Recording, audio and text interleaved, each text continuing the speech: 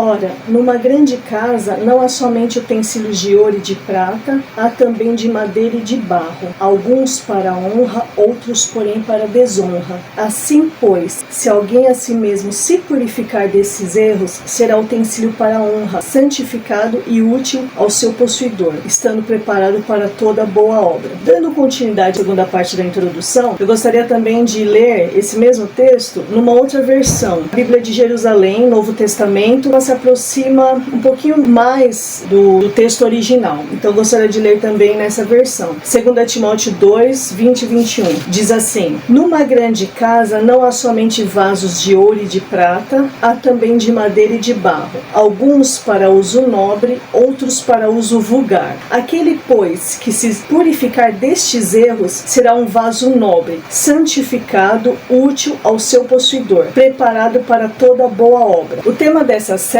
é o encontro dos egos, e o tema é 10 tipos de egos e suas manias. Eu trouxe esse texto como parte da introdução, porque de uma forma simbólica, e usando a figura do vaso, esse texto pode nos trazer uma reflexão sobre o caráter dos cristãos. Isso implica no comportamento, nas atitudes e nos hábitos dos servos de Deus. A honra ou a desonra está totalmente ligada aos procedimentos que esse cristão tem diante de Deus, diante das pessoas e do mundo ao seu redor. A pessoa fala que é serva de Deus, que é cristã, muito bem. Falar é tranquilo. Agora, o que irá dizer se essa pessoa de fato é cristã, diz muito respeito aos seus procedimentos, ao seu comportamento, à forma como ele lida consigo mesmo e com as demais pessoas. Antes de eu entrar no tema propriamente dito, falando das manias que cada ego tem, antes de entrar nessa parte, eu gostaria de trazer alguns conceitos, no sentido mais técnico. O que a psicanálise e a psicologia traz sobre o que é ego? Ego significa consciência, o eu de cada um, ou seja, aquilo que caracteriza a personalidade de cada indivíduo. O conceito de ego é bastante utilizado em estudos relacionados à psicanálise na teoria da personalidade. Essa teoria da personalidade, ela foi desenvolvida por Sigmund Freud.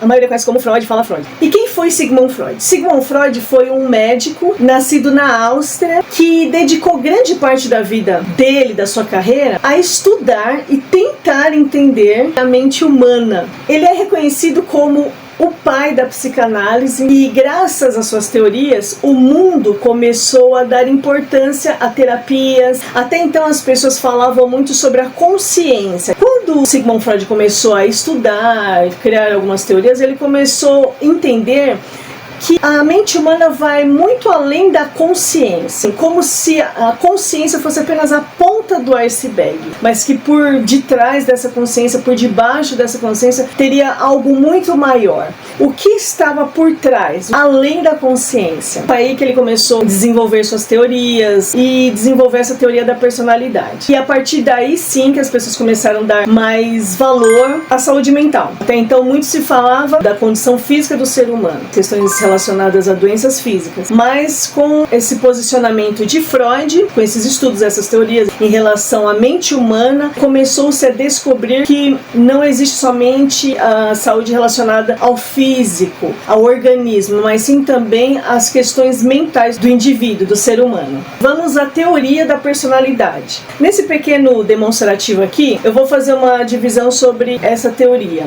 A personalidade, segundo Freud, possui o id, o ego e o superego. E explicando cada uma dessas partes, o que é o id, o que é o ego e o que é o superego. Segundo Freud, teoria da personalidade, o id é o instinto natural do indivíduo, ou seja, os desejos, as vontades e os impulsos ligado ao prazer. Seria a criança mimada que existe dentro de nós. A pessoa quer e acabou. Não quer saber se vai prejudicar alguém, se alguém vai ficar sem, se eu vou lesar alguém. Não quero saber das consequências, não quero saber do que vai acontecer. Eu quero e acabou. O id está muito ligado aos desejos, às vontades e aos impulsos. Quero e acabou. Ponto final. Não quero saber se é feio, se é bonito, se pega bem, se não pega bem. Sabe aquela criancinha que o pai e a mãe não pode falar não? Porque senão dá piti, cria escândalo, faz showzinho? Esse é o id. A criança mimada dentro de cada indivíduo. O id é a voz dentro da mente que diz: eu quero, eu tô com vontade, eu vou fazer. Ou seja, é a vontade real da pessoa. O id, eu quero fazer. Sabe aquele dia que você acorda querendo socar todo mundo? Os vizinhos, os familiares, os parentes. Não passa na minha frente, não. Se tropeçar na minha frente, é capaz de dar um soco. Vontade, todos têm. Explicando assim sobre o id, é isso. Quer saber se é certo, se é errado, se é justo, se não é justo? Eu quero fazer, eu vou fazer. Eu tô com vontade e acabou. É a vontade real da pessoa. O superego é o juiz que irá dizer para o id, essa criança mimada que quer fazer e pronto, acabou, que os seus desejos, que os seus impulsos podem estar errados diante da sociedade, de acordo com as crenças, com os valores morais, com a educação que ele recebeu. É o famoso vai pegar bem você fazer tal coisa. Olha, se descobrirem que você fez isso, olha, não vai ficar legal, viu? O que vão pensar de você? Então, pensa na educação que seus pais te deram, o que você tem aprendido na igreja, ou se a pessoa de repente não vai à igreja, mas tem um outro segmento religioso, tem alguma filosofia, alguma crença. O superego é aquele que vai dar uma brecada no id, vai sempre trazer uma consciência. Não vai por esse caminho, não é legal você acordar socando todo mundo, chutando o pau da barraca. Calma, menos, não vai pegar bem, não vai ser legal você fazer isso, vai prejudicar você, vai prejudicar os outros. O superego funciona também como um conselheiro para conscientizar do que é certo e do que é errado diante da sociedade. O superego é a voz dentro da mente que diz: não pode, não deve, melhor você fazer outra escolha. Agora vamos finalmente à definição de ego, segundo essa teoria da personalidade de Freud. O ego, ele é o equilíbrio entre o id e o superego. Nesse contexto, o ego, ele irá refletir se os seus desejos, se os seus impulsos podem ser satisfeitos ou não. Quais serão os prós e os contras e as suas consequências. Ele irá avaliar, de acordo com as suas crenças, de acordo com seus valores, com a educação que ele recebeu, se tal procedimento será correto ou não. É o equilíbrio. Aquele que vai decidir se ele vai dar voz ao id ou ao superego. Ou seja, o ego é o tomador de decisão. Ele irá decidir se ele vai obedecer ao id ou ao superego. E agora, o que eu faço? Dou ouvido aos meus impulsos, aos meus desejos loucamente e saio fazendo o que eu quiser, ou dou ouvido ao superego que me aconselha a maneirar, a ter mais calma, não ir por esse caminho. E aí? Com certeza você já assistiu algum desenho. Eu assisti muito desenho assim, do Pica-Pau, do Tom e Jerry e outros também, onde aparece o desenho e aparece de um lado o anjinho e do outro lado um diabinho. Aí fica aquela coisa, o id lá, no calor da emoção, no calor da situação, o id tá lá, na consciência da pessoa.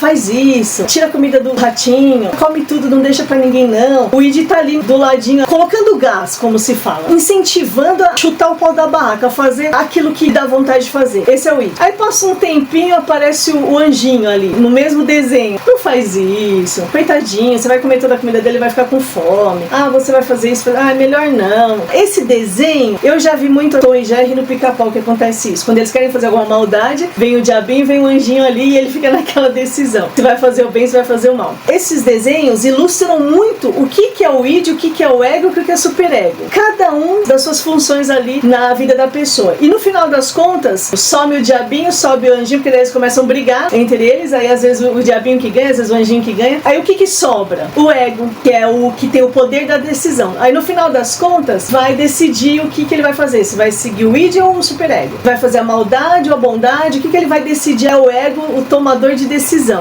Esses desenhos ilustram muito o que é o id, o ego e o superego, segundo a teoria de Freud, na teoria da personalidade. Continuando a falar sobre o ego, explicando um pouquinho melhor o porquê desse título, o encontro dos egos, os tipos de egos e as suas manias, eu gostaria de trazer também a definição de ego. Essa palavra ego vem do latim e quer dizer eu. Nesse sentido, ego é o eu acima das pessoas, colocado em primeiro lugar. Refere-se ao comportamento comportamento da pessoa que pensa que tudo deve ser para agradar a si mesma, pouco se importando com os outros. O assunto aqui será sobre a egolatria, que é a idolatria de si mesmo, do seu próprio eu. O assunto aqui que será abordado nessa série estará muito ligado a isso. É aquela questão da pessoa, é o ego dela, o eu dela e pronto, acabou. Pouco se importando se isso vai prejudicar, se vai acrescentar, se vai agregar, pouco importa. Eu sou assim e acabou. Esse é o sentido do ego que eu irei trazer nessa série de estudos. Essa abordagem sobre ego será totalmente relacionada ao comportamento e aos hábitos egoístas de determinadas pessoas. Isso tudo começa na infância. E se a criança não tiver alguém para ensinar, para corrigir e orientar sobre esses comportamentos, isso se estende até a adolescência. E se essa pessoa na adolescência também não for confrontada por ninguém sobre as suas atitudes, ela vai caminhando da mesma forma até o final da vida. É a criança interior, mimada, que não amadureceu com a idade e nem com o passar dos anos, nem com as experiências. Sabe aquela coisa assim? A criança faz uma malcriação,